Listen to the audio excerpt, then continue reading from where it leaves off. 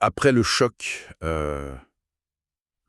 terrible de Cannes, Rome vacille, hein.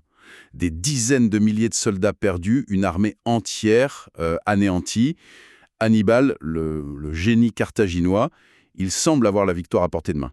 Et pourtant, Pourtant, l'histoire ne s'arrête pas là, effectivement. non, c'est ça qui est fou. Comment une république qui est vraiment au bord du gouffre a pu non seulement survivre, mais finalement renverser la situation. C'est vraiment ça qu'on va explorer aujourd'hui. Exactement. Bienvenue pour cette analyse approfondie des années cruciales juste après Cannes, un vrai tournant dans la Deuxième Guerre punique. On va regarder de près la résilience romaine, cette capacité à rebondir. La stratégie d'Hannibal aussi, qui est parfois débattue après sa plus grande victoire, les combats sur les autres fronts, parce que ça se passait pas qu'en Italie, et surtout, l'émergence quasi miraculeuse d'un jeune général romain, Scipion, celui qui deviendra l'Africain. Le fameux Scipion l'Africain. Voilà. On va essayer de décortiquer tout ça en s'appuyant sur tout ce qu'on sait de ces événements militaires, politiques.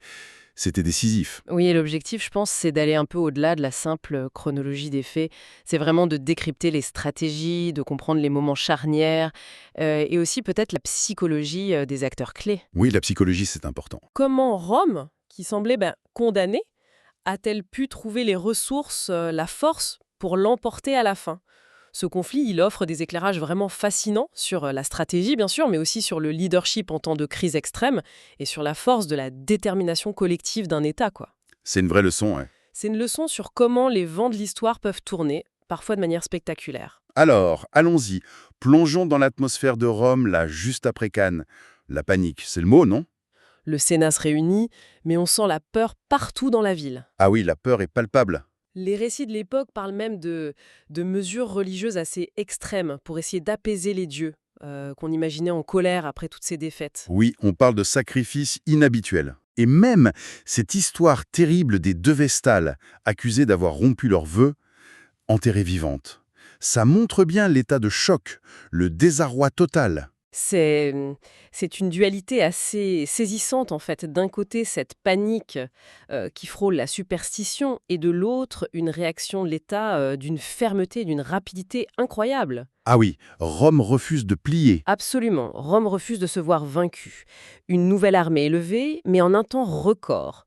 On abaisse l'âge minimum pour être soldat, on enrôle des milliers d'esclaves, ça c'est sans précédent, en leur promettant la citoyenneté, la liberté s'ils survivent. Une mesure désespérée mais efficace. Tout à fait. On réquisitionne même les vieilles armes stockées dans les temples, mais le plus significatif peut-être, c'est le refus catégorique de négocier la paix avec Hannibal, ou même de racheter les milliers de prisonniers romains qu'il détient. Il les abandonne en gros. Oui, Rome préfère les abandonner à leur sort, qui sera sans doute l'esclavage. Qu'est-ce que ça nous dit? Mais ça révèle une mentalité d'une dureté, implacable. Un message très clair envoyé à Hannibal et au reste du monde, Rome ne pliera pas, peu importe le coût humain. Pendant ce temps, dans le camp d'Hannibal, c'est l'euphorie, on imagine. Mais la question qui revient toujours, celle qui a fait couler tellement d'encre, pourquoi? Pourquoi il ne marche pas directement sur Rome pour donner le coup de grâce? Ah, la fameuse question. Il y a cette anecdote célèbre, non? Un de ses lieutenants, Maharbal, qui lui dit « Tu sais vaincre, Hannibal, mais tu ne sais pas exploiter la victoire. » Oui, c'est le grand point d'interrogation après Cannes. Alors, il y a plusieurs hypothèses qui coexistent. D'abord, l'armée d'Hannibal, elle était brillante en bataille rangée, ça c'est sûr, mais peut-être pas vraiment équipée pour un siège long et difficile contre les murailles de Rome, qui étaient quand même très solides. Un siège, c'est une autre affaire. Exactement. Ensuite, Hannibal comptait sans doute sur un effondrement politique de la Confédération italienne autour de Rome.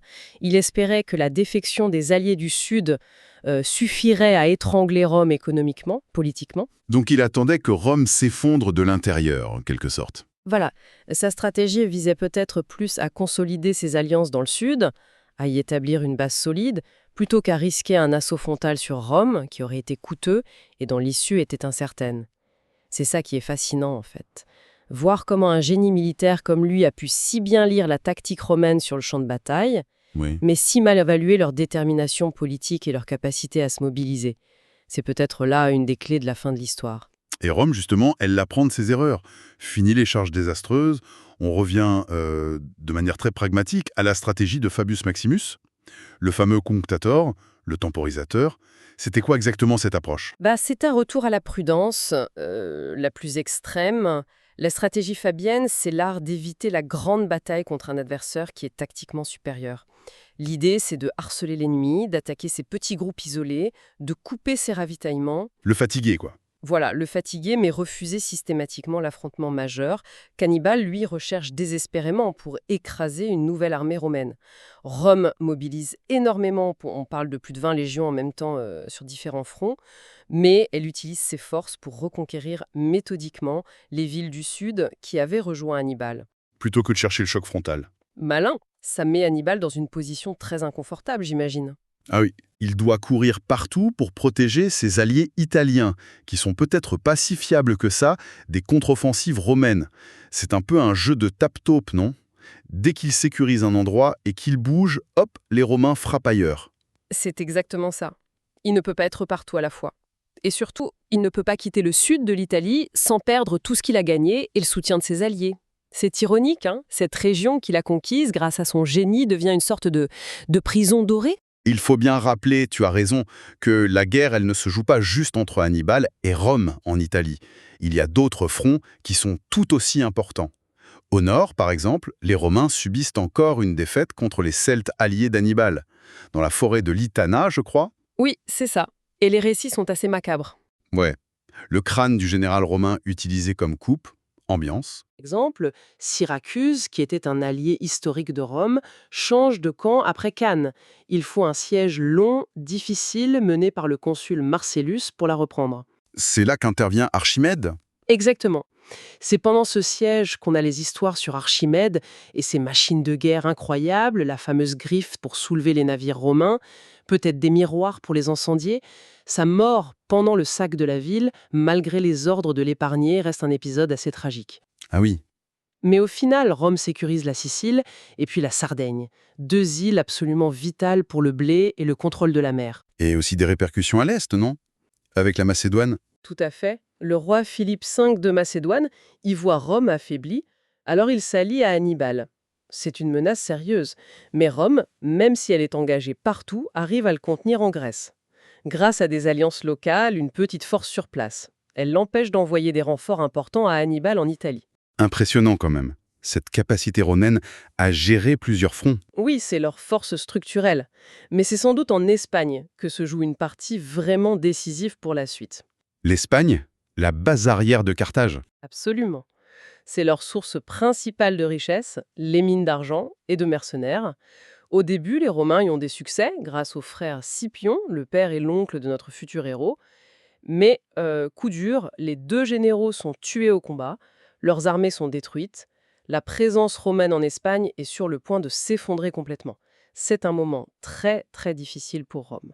Et c'est là, dans ce contexte de défaite, de démoralisation totale en Espagne, qu'un jeune homme va sortir du lot. Publius Cornelius Scipio. Le futur africain. Exactement. Il vient d'une grande famille, mais il est jeune, une vingtaine d'années au début de la guerre. Il a déjà survécu de justesse à plusieurs batailles, dont Cannes. On raconte même qu'après Cannes, il aurait menacé avec son épée des jeunes nobles qui voulaient fuir Rome, pour les forcer à jurer fidélité. Un sacré caractère déjà. Ah oui, un caractère affirmé, une confiance en soi assez dingue. Et quand la nouvelle du désastre en Espagne arrive et que personne ne veut y aller, c'est vu comme une mission suicide. Scipion, qui a quoi, 25, 26 ans, même pas l'âge légal pour commander, il se porte volontaire. On imagine la tête des sénateurs. Hein. On imagine le scepticisme, oui. Mais qu'est-ce qui fait la différence avec Scipion, au-delà de cette audace folle? Je crois que c'est sa capacité à penser différemment, à sortir du cadre militaire romain traditionnel. Il a observé Hannibal, il a peut-être même développé une sorte d'admiration pour ses tactiques. Apprendre de l'ennemi. Voilà. Il comprend qu'il ne suffit pas d'opposer la discipline romaine à la russe carthaginoise. Il faut innover, s'adapter, être imprévisible. Il aurait même dit vouloir être moins romain et un peu plus Hannibal. C'est cette flexibilité intellectuelle, cette volonté d'apprendre qui va faire sa force. Bon, confier ce commandement à un si jeune homme, c'était un pari énorme. Mais peut-être que le Sénat, désespéré, a senti qu'il fallait tenter quelque chose de radicalement nouveau. Et dès qu'il arrive en Espagne, Scipion, il frappe fort. Au lieu d'attaquer les armées carthaginoises dispersées, ils visent direct leur capitale là-bas. Nouvelle Carthage, Carthagène aujourd'hui. L'opération est dingue d'audace. Complètement folle! Une marche forcée secrète pour surprendre la ville. Et l'assaut. Une diversion sur les portes principales et en même temps une attaque surprise par une lagune qu'on croyait infranchissable. Mais Scipion avait appris peut-être par des pêcheurs locaux qu'elle était guéable à marée basse. Incroyable. La ville tombe en une journée. La prise de Nouvelle-Carthage, c'est un tournant stratégique majeur en Espagne. Scipion met la main sur des richesses énormes, du matériel, des vivres, et surtout sur des otages ibères que Carthage gardait pour s'assurer la loyauté des tribus locales. Ah, ça c'est clé. Et en les traitant bien, en les libérant, Scipion commence à retourner les populations locales en sa faveur. Il a compris, comme Hannibal avant lui, qu'il faut gagner les cœurs et les esprits, ou au moins la neutralité. C'est un mélange brillant de logistique, d'audace tactique et de sens politique. D'un coup, il vient de couper une artère vitale pour Carthage. Après ça, il enchaîne. Il affronte et bat Hasdrubal Barca, le frère d'Hannibal, à Baecula. Mais la bataille décisive en Espagne, c'est Ilipa, souvent vu comme son chef-d'œuvre tactique. Ah, il est pas. C'est fascinant parce que Scipion, il utilise des tactiques qui rappellent étrangement celles d'Hannibal à Cannes, mais il les retourne contre les Carthaginois. Alors qu'il est en infériorité numérique globale, il utilise la ruse, la manœuvre, pour être plus fort là où ça compte. Pendant plusieurs jours, il fait croire à l'ennemi qu'il va mettre ses légions romaines au centre et ses alliés ibères moins forts sur les ailes. Classique. Classique. Mais le jour J, paf! Il inverse tout au dernier moment. Attaque très tôt le matin. Ses légions, maintenant sur les ailes, enveloppent et écrasent les ailes adverses plus faibles. Pendant ce temps, ses alliés ibères au centre avancent tout doucement. Ils fixent les meilleures troupes carthaginoises, les vétérans africains, mais sans vraiment les engager à fond. Du coup, les troupes d'élite sont bloquées. Exactement. Elles sont immobilisées, incapables d'aider leurs ailes qui s'effondrent. C'est une démonstration magistrale de planification, de discipline, d'exécution.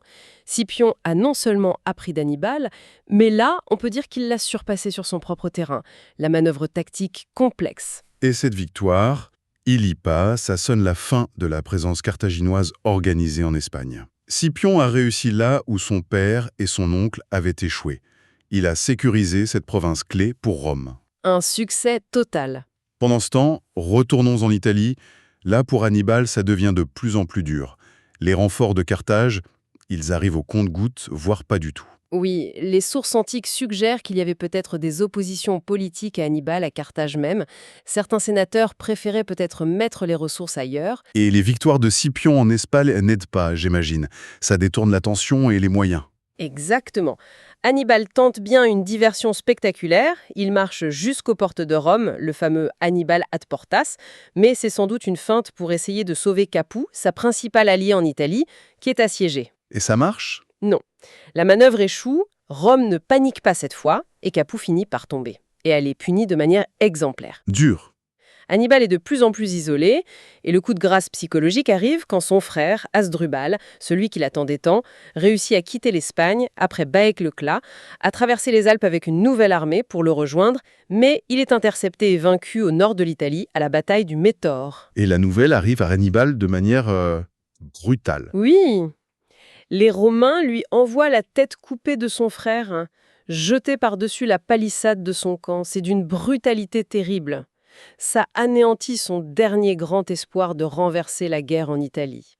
C'est à ce moment-là que Scipion rentre à Rome, couvert de gloire après l'Espagne. Il est élu consul, très jeune, en défiant un peu les règles. Et son plan est encore plus audacieux. Porter la guerre en Afrique, directement chez Carthage. Frappé au cœur. Et pour ça, un élément clé, c'est l'alliance avec les Numides et leur cavalerie incroyable. Il réussit à s'allier avec Massinissa, un prince numide rival de l'allié de Carthage. Oui, la stratégie de Scipion est limpide. Frapper Carthage chez elle pour obliger Hannibal à quitter l'Italie.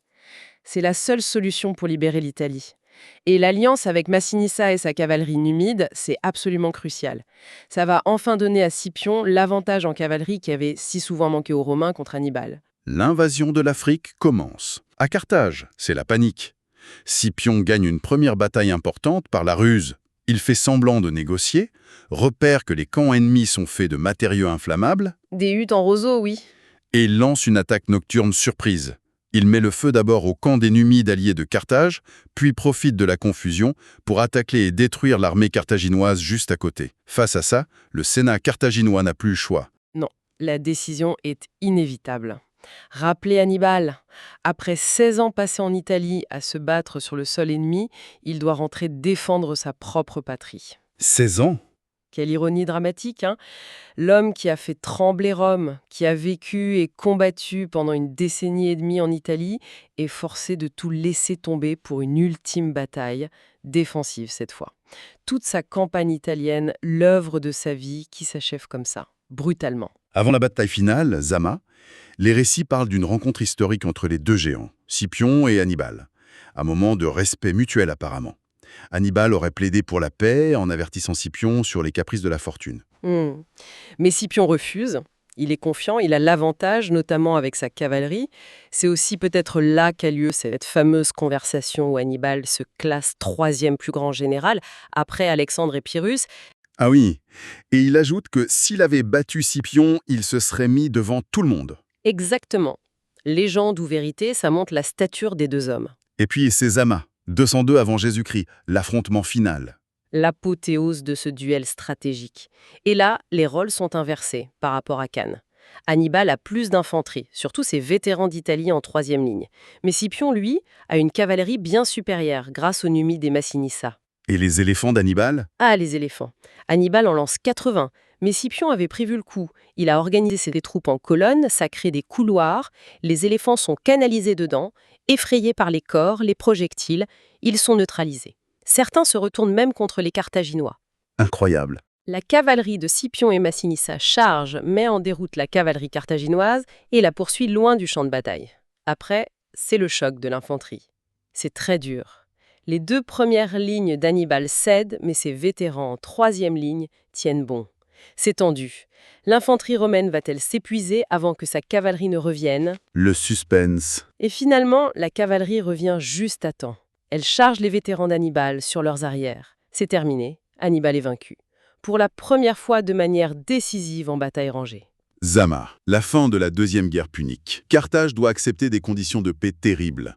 Perte de tous ses territoires hors d'Afrique, flotte détruite, interdiction de faire la guerre sans l'accord de Rome, une indemnité de guerre colossale. Carthage est réduite à une puissance de second rang. Il est destin des deux hommes. Scipion devient Africanus, le héros de Rome, mais il finira sa vie en retrait, un peu amer à cause des jalousies politiques. Hannibal, lui, essaye de réformer Carthage, mais il est poussé à l'exil par ses ennemis et la méfiance de Rome. Il erre en Méditerranée, conseillant les ennemis de Rome avant de se suicider pour ne pas être capturé. Oui, on lui prête ces derniers mots assez forts. Il est temps de délivrer les Romains de leur longue inquiétude, puisqu'ils jugent trop long d'attendre la mort d'un vieillard. Wow. L'héritage de cette guerre, il est immense. Rome devient la puissance dominante en Méditerranée occidentale. Ça ouvre la voie à son empire. Mais la peur de Carthage, elle, va rester. Des décennies plus tard, Caton l'Ancien terminera tous ses discours par « Carthago delenda est ». Il faut détruire Carthage. Le traumatisme d'Hannibal n'a jamais vraiment disparu. Jamais totalement oublié, non. Donc, pour résumer cette période incroyable après Cannes, on a vu la résilience folle de Rome, le génie tactique d'Hannibal, mais les limites de sa stratégie face à la détermination romaine, l'ascension incroyable de Scipion, ce mélange d'audace et d'intelligence, et l'importance des autres fronts et des alliances comme celle des Numides. Exactement. Et ça nous amène peut-être à une dernière question, une piste de réflexion pour ceux qui nous écoutent.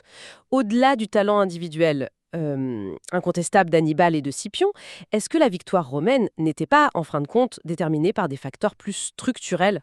La démographie romaine, ses ressources humaines quasi inépuisables, la solidité de ses institutions, cette volonté farouche de ne jamais céder. La machine romaine, en quelque sorte. Voilà. Dans quelle mesure ces éléments ont-ils pesé face au génie d'un seul homme, aussi brillant soit-il? Autrement dit, qu'est-ce qui pèse le plus lourd dans l'histoire? Le coup d'éclat d'un individu ou la puissance résiliente d'une machine étatique? Vaste question. Une interrogation fondamentale qui résonne encore aujourd'hui, c'est sûr. Et c'est ici que se termine notre exploration. Merci de nous avoir rejoints pour cette analyse.